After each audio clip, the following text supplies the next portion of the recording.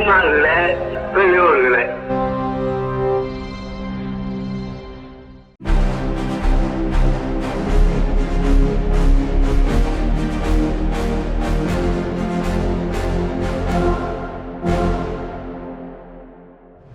வணக்கம்.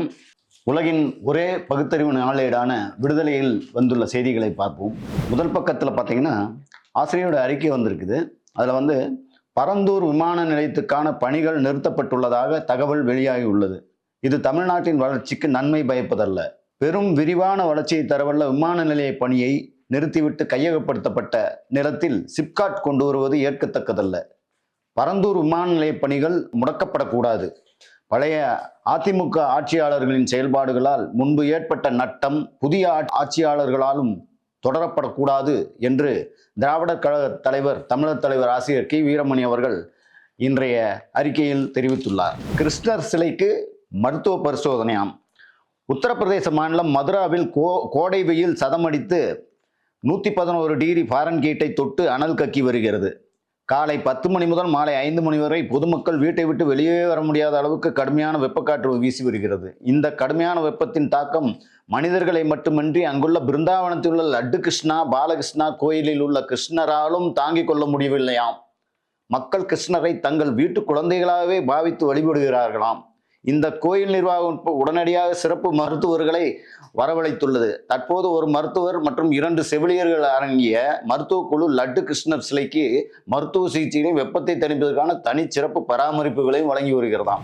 விடுதலை ஏடு தொடங்கப்பட்டு 91 ஆண்டுகள் முடிந்து 92ஆம் ஆண்டில் அடியெடுத்து வைக்கும் ஜூன் 1 திங்கட்கிழமை அன்று விடுதலை 92 சிறப்புதலாக வெளிவரும். தமிழர் தலைவர் ஆசிரியர் கி வீரமணி அவர்களின் அறிக்கை.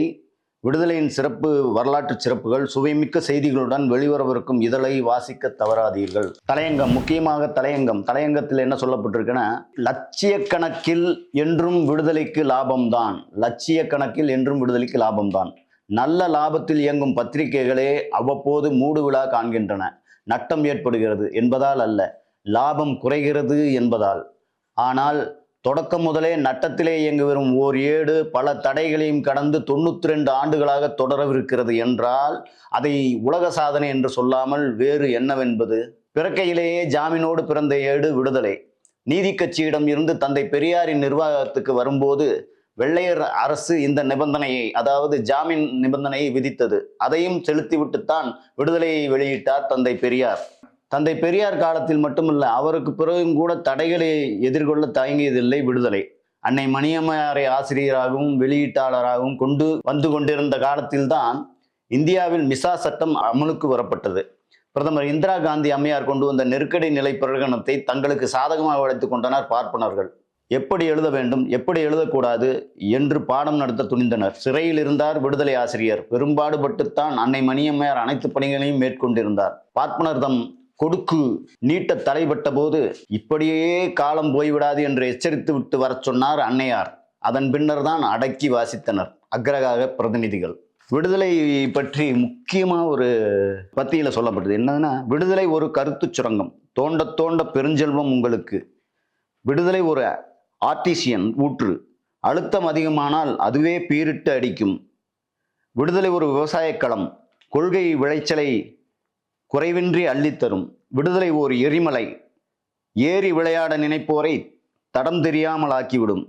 அது ஒரு காட்டாற்று வெள்ளம், அணை உடைத்து தன் பாதையை தானே உருவாக்கி கொள்ளும். விடுதலை விழுப்புண்கள் பெற்றும் வீழாத வீரன். இப்படி தலையங்கத்தில் சொல்லப்பட்டிருக்கிறது. அடுத்து பார்த்தீங்கன்னா 2ஆம் பக்கத்தில் பரந்தூருக்கு நோ சொன்ன நோ, சென்னை மக்களுக்கு அடுத்த அதிர்ச்சி, சீட்டுக்கட்டு போல் சரியும் மெகா திட்டங்கள்.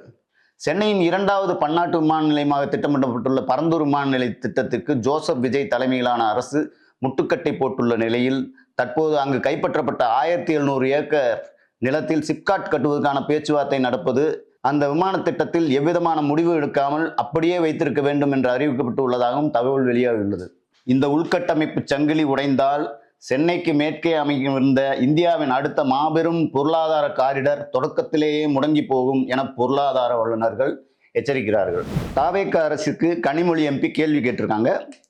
பெண்கள் பாதுகாப்புக்காக அறிவிக்கப்பட்ட சிங்கப்பெண் அதிரடிப்படை திட்டம் நிறுத்தம் ஏன்?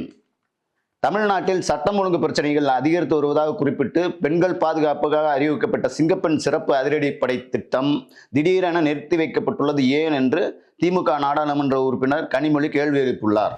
கர்நாடக அரசு மேகதாது அணை கட்டும் திட்டத்தை முழுமையாக கைவிடக் கோரி திருவாரூரில் தமிழர் தலைவர் ஆசிரியர் தலைமையில் திரளுவோம், தமிழ்நாட்டின் உரிமை காப்போம், காவிரி உரிமையை மீட்டெடுப்போம், வாரீர் வாரீர் அப்படின்னு திருவாரூரில் நடக்க இருக்கிற இதை பற்றி சொல்கிறாங்க. 3ஆம் பக்கத்தில் ஏட்டுத்திட்டிலிருந்து சொல்லப்படுற செய்தி என்னென்னா, முக்கியமான செய்திகள். தமிழ்நாடு காங்கிரஸ் வேட்பாளர் தேர்வுக்குழு வெற்றி வாய்ப்புள்ளவர்களை புறக்கணித்தனர். காங்கிரஸ் வேட்பாளர் தேர்வில் மிகப்பெரிய ஊழல், ஜோதிமணி எம்பி பரபரப்பு குற்றச்சாட்டு. அப்புறம் டைம்ஸ் ஆஃப் இந்தியாவில் வந்த ஒரு செய்தி, இது ஆர்எஸ்எஸ்ஸின் நிகழ்ச்சி நிரல் ஒரு பகுதி. வந்தே மாதரம் பாடலின் முழுமையான வடிவத்தை பாட வேண்டிய அவசியமோ அல்லது அப்பாடலின் முதல் 2 பத்திகள் மட்டும் இசைக்கப்படும் போது எழுந்து நிற்க வேண்டிய கட்டாயமோ இல்லை என்று கேரள முன்னாள் முதலமைச்சர் பினராயி விஜயன் கருத்து தெரிவித்துள்ளார். பக்கம் 5ல் பார்த்தீங்கன்னா, எதிர்க்கட்சி தலைவர் உதயநிதி ஸ்டாலின் குற்றச்சாட்டு. நாள்தோறும் அரங்கேறும் குற்றச்சம்பவங்கள். தமிழ்நாட்டில் சட்டம் ஒழுங்கு குறித்து மக்கள் சந்தேகப்படுகின்றனர்.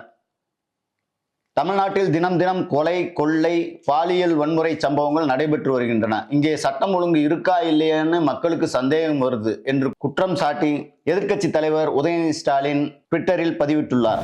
ஐநா அமைதிப்படையில் உயிர் தியாகம் செய்த 2 இந்திய வீரர்களுக்கு உயரிய விருது. இந்திய பெண் அதிகாரிக்கு விருது.